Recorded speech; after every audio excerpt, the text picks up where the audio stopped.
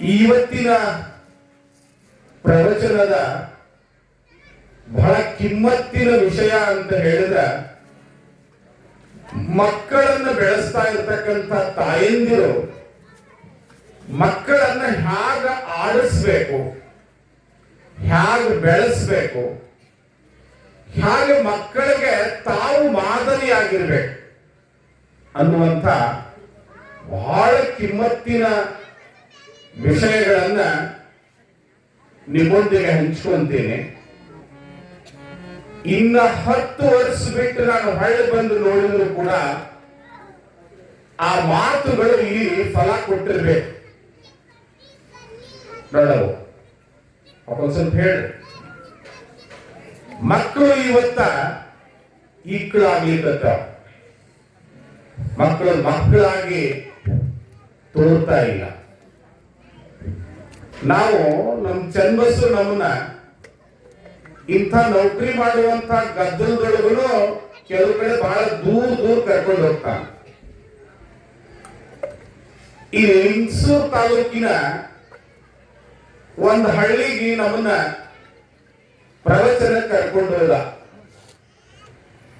ಮೊದಲನೇ ದಿವಸ ಪ್ರವಚನ ಆರಂಭದೊಳಗೆ ನಾವು ಹೇಳ್ತಿರ್ತೀವಲ್ಲ, ನಮ್ಮಪ್ಪ ನನ್ಗೇನ್ ಕಲಿಸಿದಾನೆ ಅಂತ. ಮಂತ್ರ, ಯಂತ್ರ, ತಂತ್ರ, ಪಂಚಾಂಗ ಇವೆಲ್ಲ ಕಲಿಸಿರ್ತಕ್ಕಂಥ ತಂದೆಗೆ ನಮಸ್ಕಾರಗಳು ಅಂತ ನಾನು ಹೇಳಿದಾಗ, ನಾವು ಮ್ಯಾಲ ಇಳ್ಕೊಂಡಿದ್ವಿ. ನಮ್ಮ ಪುರಾಣ ಮನೆಗೆ ಮುದುಕಿ ಚನ್ನಬಸು ವಸೀಲಿ ಹಚ್ಚಿ ಮ್ಯಾಗ ಬಂತು. ಇದನ್ನಾಗ ಮಲ್ಕೊಂಡಿರ್ತಾರ ಅಜ್ಜಾರು. ಮುದ್ದೇಬಾಳದಿಂದ 2 ವೀಲರ್ ಮೇಲೆ ಬಂದಾರ. ಬಹಳ ಹೈರಾಣ ಆಗಿರ್ತಾರ, ಬೇಡ ಅಂತ ಹೇಳಿ. ಈಗ ಗವಾಯಿಗೂ 21 ಕೊಡ್ತೀನಿ, ನಿನಗೆ 50 ಕೊಡ್ತೀನಿ, ಮುತ್ಯಾಗ ಏನ್ ಕೊಡ್ಬೇಕು ಕೊಡ್ತೀನಿ, ನೀ ಬೇಡ ಅನ್ಬೇಡ ಅಂತ ಹೇಳಿ. ಮುತ್ಯಾರ ಎದ್ದು ಮುಖ ತಕ್ಕೋರಿ ಅಂದ್ರು. ಮುಖ ತಕ್ಕೊಂಡು ಭಸ್ಮ ಹಚ್ಕೊಂಡು ಕುಂತೆ. ಮುದುಕಿ ಬಂದ್ರು, ನನ್ನ ಮಗ ನಿಮ್ಮಲ್ಲಿ DCC ಬ್ಯಾಂಕ್ ಅದಲ್ಲ, ಹಂಗ ಅಲ್ಲಿ ರಾಯಚೂರು ಜಿಲ್ಲಾದೊಳಗೆ DCC ಬ್ಯಾಂಕ್ ಒಳಗೆ ಕ್ಲರ್ಕ್ ಅದ ಮಗ. ನಾನು ಎಲ್ಲಿ ಕನ್ಯಾ ನೋಡಕ್ ಹೋದ್ರು ಕನ್ಯಾ ಸಿಗೋಲ್ಲಾಗವು. ನನ್ನ ಮಗಾರ ಬಿಜಾಪುರ ಜಿಲ್ಲಾ ಹುಡುಗಿನೇ ಮಾಡ್ಕೊಂತೀನಿ ಅಂತಾನ. ನೀವು ಆ ಕಡೆಯಿಂದ ಬಂದಿರಿ, ನನ್ನ ಮಕ್ಳು ಹೆಣ್ಣರ ಸಿಗ್ತಾವ ಇಲ್ಲ ಹೇಳ್ರಿ ಅಂತ ಹೇಳಿ ಪಂಚಾಂಗ ಕೇಳಿದ್ರು.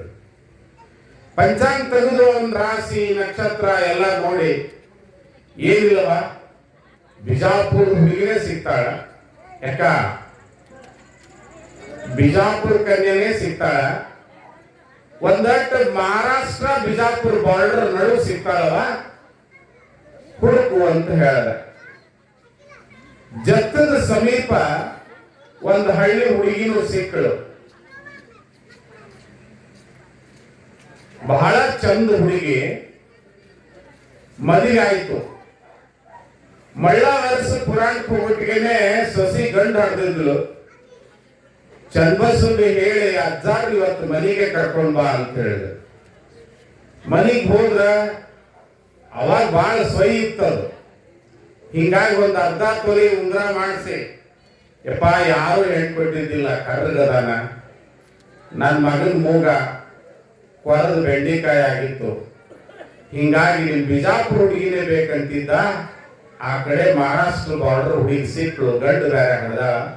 ಸ್ವಾಮಿ ಈಗ ನಿನ್ ಮಾತು ಕೊಟ್ಟಿದ್ನಲ್ಲ ಅಂತ ಅರ್ಧ ತೊಲಿ ಉಂಗ್ರ ಹಾಕಿ ಪೂಜೆ ಮಾಡ್ಕೊಂಡು, ಯಾರಿಗೆ ಹೇಳ್ಬೇಡಪ್ಪ, ಭಕ್ತಿ ಗೊತ್ತಿರ್ಬೇಕು ಅಂದ್ರು.